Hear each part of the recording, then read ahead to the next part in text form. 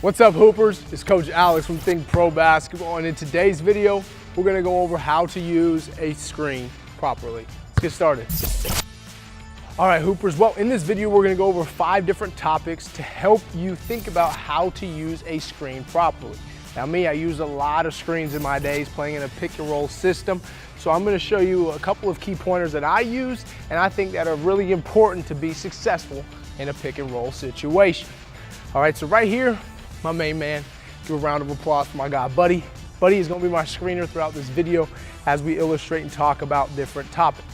All right, so the first topic we're gonna talk about, you have to be able to set up this screen, right? You have to set your defender up in order to use this, because if you just go down here and try to use the screen, the defender can play it and you're making life easier on the defender. So we wanna be able to set this screen up.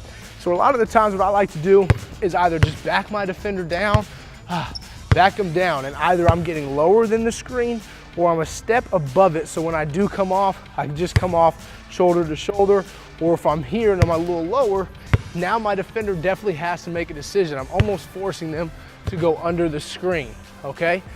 Another way you could do it, if you're dribbling forward at your defender and you see this screen, boom, we could go what we call a hip swivel. So we go from this position forward to hip swivel, right?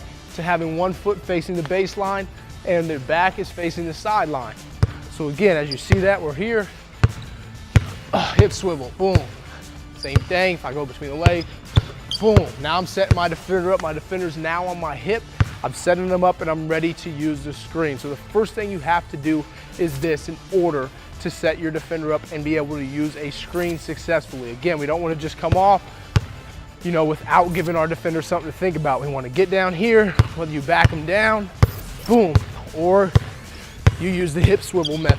Either one, but step 1, set your defender up before using the pick. All right, so step 2, now that we've set up our defender and we're ready to use the screen, we have to make sure we come off this screen shoulder to shoulder, right? So that means that when we come off the screen, we don't want to come off and leave any space between myself and my screener, because what that does is it allows the defender to come right on through and continue to play you, right? So when I come off the screen, boom, I'm ready to use it. I want to come off as tight as I can, because now when I come off shoulder to shoulder, my defender's either going to go underneath, and if they do, I step back and I hit that jumper. But if I come off shoulder to shoulder, they can't fight through the screen without fouling either my screener or fouling me. They have to trail the screen. They're behind me, right? They're behind me because now I can come off. I've eliminated any space between myself and my screener to go make a play afterwards. So you have to make sure, right? You want to make contact with your offensive player, right? Whether you're putting your shoulder down, right, and you're rubbing off of their hip, or if you're shoulder to shoulder, if you're a little higher like me, I'm a high dribbler. I dribble up high, so I'm coming off shoulder to shoulder, or you're down low. But the main thing is you want to eliminate that space between you and your screener, not allowing your defender to get on through. Because if you allow your defender to get through, they can stay in the play, they can cut you off and make it more difficult for you. We're trying to make it difficult on them and force them to make a decision on how they want to play this screen. So again, step 1, boom, we set them up. Step 2, we come off shoulder to shoulder in order to make a play. And how we're going to do it will lead us to step number 3.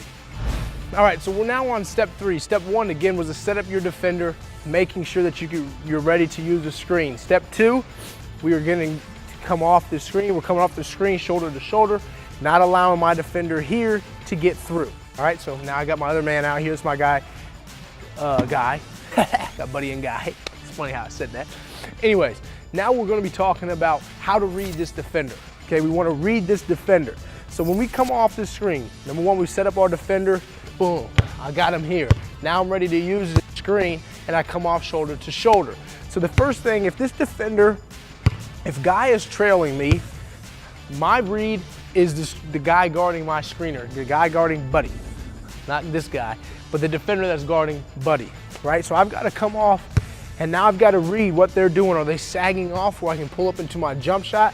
Or are they up trying to pressure the ball where now I can make a quick, decisive move to get behind the score, right? So if you have this defender behind you when you come off this screen because you're coming off shoulder to shoulder and they can't get through but they're trailing, your job is to attack. You're in attack mode because you have a player behind the play your guy is going to roll. So now it's like a 2-on-1 advantage. Either you can get your pull up, drop a pass, or get all the way to the basket.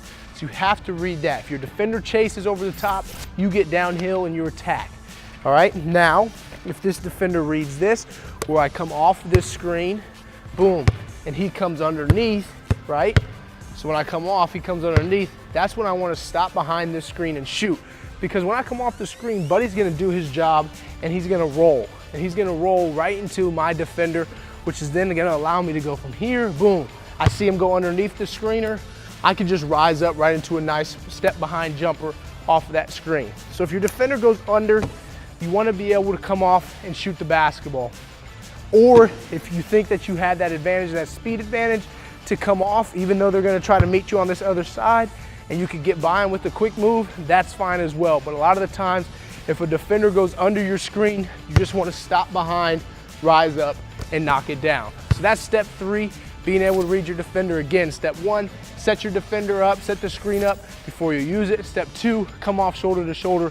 And step 3, being able to read how your defender plays it, and then how that secondary defender plays it as well. Let's go on to move number 4, or step number 4 in this case. All right, step number 4, probably the easiest and quickest one to explain, is that when you come off this screen, you wanna make sure your eyes are up, you're observing the floor. So as I come off this screen, my eyes gotta go directly towards my target, right? I'm coming off, boom, I wanna see the hoop. Either my defender's going under, where I can see the hoop and shoot it, or my defender's chasing me, where I can come off this screen, my eyes are up at the hoop, but I know there's a guy in front of me. How do I wanna get to the basket? How do I wanna make a play? But that's not only just focusing on the hoop. I might wanna come off this screen, looking at the basket, make a play, boom, and then make a kick out pass or a drop off pass, something like that. But if I have my eyes down when I come off that screen, so if I come off like this, Wilson, NCAA, yeah, what am I seeing? I'm not seeing anything. Everybody's back into the play. Nothing happens. We don't create an advantage. So as a player playing in the pick and roll, you've got to come up, you got to come off, eyes are up, you're observing the court. Now, I know you're not going to just be staring dead at the hoop. You're going to be having your eyes up, looking everywhere you can to make a play and making the right play. Because in the pick and roll, you have to make the right decision every single time. 10 times out of 10, 100 out of 100, you have to make the right decision. Now, it's not always gonna happen, but that's what you have to try to accomplish each time. Whether you're coming off and you're getting a bucket yourself, or you're making the right pass to somebody, or the drop-off pass, right? You have to make the right decision out of the pick and roll, and having your eyes up will do just that. And that's gonna lead to the last step, step number 5. Let's get to it. All right, the 5th and final step, when you come off the screen, you go to score, okay?